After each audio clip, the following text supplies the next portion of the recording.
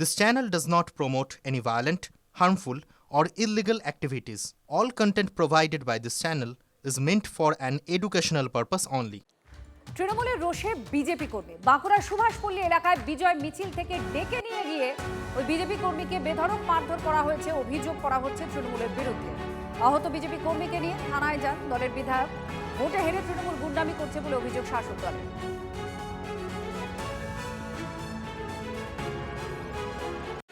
আমাদের আজকে বিজয় মিছিল চারিদিকেই হচ্ছে আর কি। তো যেরকম সুভাষপল্লী এই যে এখানে আছে না মন্ডলটি, ওখানেও ছিল।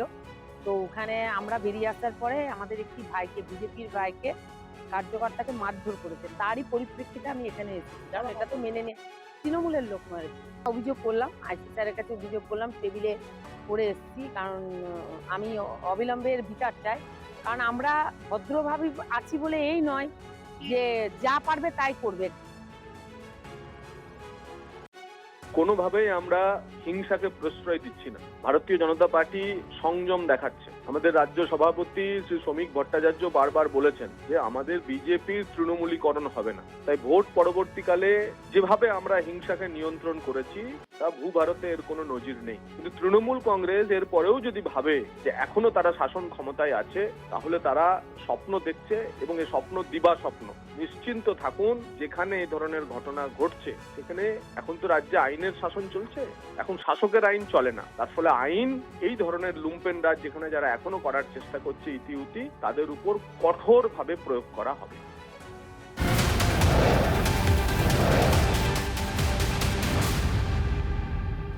গরু গৃহপালিত পশু, গরু আমাদের দুধ দেয়। হঠাৎ কেন গরুর রচনা বলছি বলুন তো? আসলে গরু জবাই নিয়ে পুরনো এক আইন প্রয়োগ করেছে বিজেপি সরকার। আর তাৎপর্যপূর্ণ বিষয়, এই ইস্যুতে রাজ্যের পাশে দাঁড়াচ্ছেন নখোদা মসজিদের ইমাম।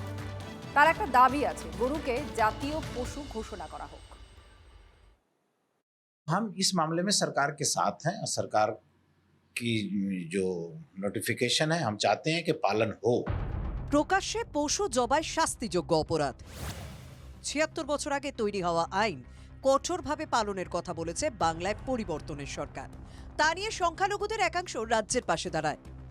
সরকারের অবস্থানকে জোরালোভাবে সমর্থন করে পাশে দাঁড়ালেন নাখোদা মসজিদের ইমাম। পাশাপাশি দাবি জানালেন হিন্দুদের আবেগকে সম্মান জানিয়ে গরুকে জাতীয় পশু ঘোষণা করা হোক। हमारे हिंदू भाई के सेंटिमेंट को लगता है, तो इसलिए गवर्नमेंट से हमारा ये डिमांड है कि गाय को नेशनल एनिमल करार दिया जाए। सलाटर हाउस भी इंतज़ाम करके देने का काम ये सरकार का है कि हर इलाके में सलाटर हाउस हो जहाँ लोग जा करके ज़बह करे और जो भी काम होता है मुकम्मल करे। ১৯৫০ সালের আইনে বলা হয়েছে শংসাপত্র ছাড়া কোনো ব্যক্তি কোনো প্রাণী জবাই করতে পারবেন না। পুরসভার চেয়ারম্যান, পঞ্চায়েত সমিতির সভাপতি ও সরকারি পশু চিকিৎসকের সার্টিফিকেট বাধ্যতামূলক। নির্ধারিত পশুর বয়স অন্তত ১৪ বছর হতে হবে। পশুর উপযুক্ত বয়স, আঘাতপ্রাপ্ত, কর্মক্ষমতা হারালে তবেই অনুমতি। প্রকাশ্যে জবাই নিষিদ্ধ, একমাত্র সরকারি কসাইখানায় অনুমতি। নিয়ম ভাঙলে সর্বোচ্চ ৬ মাসের জেল হতে পারে। নাখোদা মসজিদের ইমাম মনে করেন কসাইখানার বিষয়ে পরিকাঠামো তৈরি করে এগোনো উচিত। ये तमाम चीज़ पहले सरकार फुलफिल कर दे, उसके बाद और नहीं फुलफिल हुआ इस साल तो दूसरी शक्ल यह है कि इस साल जैसे हो रहा था वैसे होने दिया जाए। आइंदा साल से पूरा आप इंतज़ाम कर लीजिए और फिर पूरी तरह से कानून लागू कर दीजिए। আইন নিয়ে মুসলিম সমাজের একাংশের এমন অবস্থানকে স্বাগত জানিয়েছেন মন্ত্রী অগ্নিমিত্রা পাল। মানুষের প্রতি সংবেদনশীল, পরিবেশের প্রতি সংবেদনশীল হলে আসলে এই ধর্ম নিয়ে রাজনীতি যারা করে তারা এই সুযোগটা পাবে না। ধর্মের রাজনীতি প্রায়োরিটি না পাক, আমরা সবাই মাথা উঁচু করে ডেভেলপমেন্টের রাজনীতি করি। নাখোদা মসজিদের ইমাম যখন আইন নিয়ে রাজ্যের পাশে দাঁড়িয়েছেন, তখন এই বিষয়ে মুখ্যমন্ত্রীকে চিঠি দিলেন অধীর চৌধুরী। কংগ্রেস নেতার প্রস্তাব, প্রশাসনের পক্ষ থেকে নির্দিষ্ট স্থান চিহ্নিত করে দেওয়া হোক যেখানে মানুষ তাদের প্রচলিত ধর্মীয় রীতিনীতি শান্তিপূর্ণভাবে পালন করতে পারবেন। এতে অযথা বিভ্রান্তি দূর হবে এবং সাম্প্রদায়িক সম্প্রীতিও বজায় থাকবে। সোমা, দীক্ষা, চন্দ্রশেখরের রিপোর্ট, TV9 বাংলা।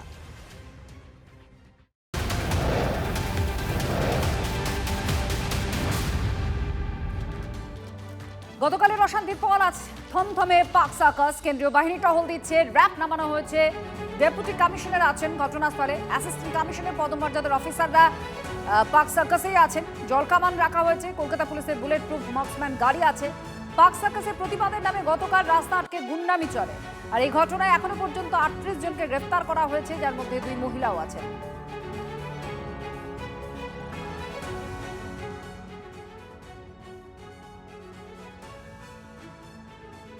পাক সার্কাসে রবিবারের বিক্ষোভের পর সোমবার সকাল থেকেই পাক সার্কাস 7 পয়েন্ট চত্বরে প্রচুর পরিমাণে সিআরপিএফ মোতায়েন করা হয়েছে। আমি ছবিটা দেখাতে পারবো আমার সহকর্মী সূর্যেন্দুকে যে এই মুহূর্তে মহিলা সিআরপিএফের যারা জওয়ান এই মুহূর্তে গোটা পাক সার্কাস চত্বরের বিভিন্ন জায়গায় গোটা পাক সার্কাস চত্বরকে কার্যত ঘিরে রেখেছে, যাতে নতুন করে কোথাও অশান্তি বা কোনো পরিস্থিতি তৈরি না হয় সেজন্য মহিলা সিআরপিএফ জওয়ানদের মোতায়েন করা হয়েছে। তার পাশাপাশি জল কামানের রয়েছে এখানে, আমরা দেখতে পাচ্ছি পাক সার্কাসে জল কামানের একটা গাড়ি এই মুহূর্তে মোতায়েন করা হয়েছে। তার কারণ যদি পরিস্থিতি আবার কোনো রকম অশান্তির পরিস্থিতি তৈরি হয় তাহলে জল কামান দিয়ে পরিস্থিতি শান্ত করার চেষ্টা করা হবে।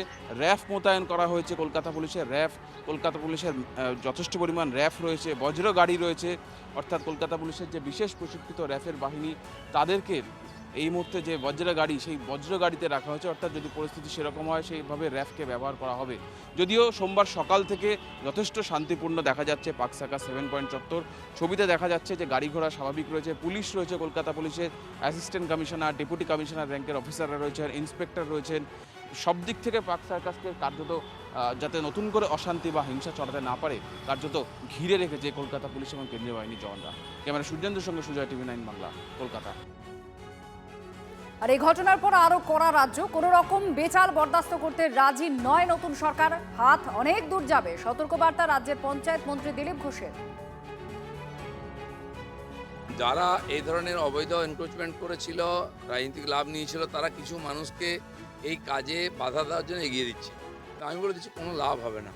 এখানে শুরু হয়েছিল কিশোর বাহিনী রাস্তা অবরোধ করে বলেছিল রাজাবাজারের নামাজ পড়ব, কিন্তু পুলিশ যেই কথা বললো তারা কি আবার মসজিদের মধ্যে নামাজ পড়েছে। তো ধার্মিকভাবে আবহাওয়াকে কাজে লাগিয়ে আর প্রশাসনকে অসুবিধায় ফেলার যে চক্রান্ত, এটা থেকে বিরত থাকুন যারা করছেন, নাহলে কী হচ্ছে হাতটা ওই অবধি যাবে না, আরও অনেক দূর অবধি চলে যাবে। এটা তো আমরা একদিন ভিডিও দেখতাম, কাশ্মীরে হয়েছে, চোল পেন্টিং হতো, তারপরে পুলিশের অ্যাকশন। উত্তরপ্রদেশে দেখেছি পুলিশ গিয়েছিল উদ্ধার করতে, তার উপরে অ্যাটাক হয়েছিল, গুলিও চলেছে, তারপরে পুলিশ কী করেছে। তো দেখে শেখা উচিত, নাহলে ঠেকে শিখতে হবে। এই জন্য ভুলে যায় যেন ওরা, এই কালচারটা চেঞ্জ হয়ে গেছে, সরকারটা চেঞ্জ হয়ে গেছে। যারা এই ধরনের কাজে হস্তক্ষেপ করছেন কষ্টটা তাদের হবে, জেলে ওদেরকে যেতে হবে, মাথা ওদের ফাটবে। যারা পেছন থেকে সুরসুরি দিচ্ছে তারা তো কিছু হবে না, পরে তাদের উপর অ্যাকশন নিশ্চয়ই হবে। আবার ক্যাবিনেট বৈঠক, মুখ্যমন্ত্রী নবগঠিত মন্ত্রিসভার সদস্যদের নিয়ে বৈঠকে শুভেন্দু অধিকারী। এই নিয়ে জানবো, আমাদের সঙ্গে দীক্ষা আমাদের প্রতিনিধি রয়েছেন, আপনাদের সেই এক্সক্লুসিভ ছবি আপনাদের দেখাচ্ছি।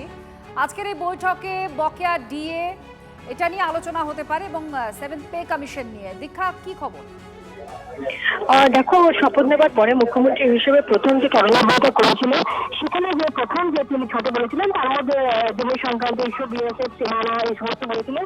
সেদিন তিনি ঘোষণা করেছিলেন যে পরবর্তী ক্যাবিনেটে সরকারি কর্মচারীদের যে বকেয়া মহার্ঘ ভাতা রয়েছে এবং দীর্ঘদিন ধরে যে তারা আন্দোলন করে সুপ্রিম কোর্ট থেকে যে অর্ডার বেরিয়েছিল, সেই অর্ডারে এখনো কার্যকর হয়নি। ফলে সেই বকেয়া মহার্ঘ ভাতা নিয়ে আজকে মন্ত্রিসভা বৈঠকে আলোচনা হতে পারে এবং পাশাপাশি সপ্তম যে কমিশন তারা চালু করতে চলেছেন এবং করবেন, কারণ তার আগেই প্রতিশ্রুতি দিয়েছিলেন ভোটের আগে।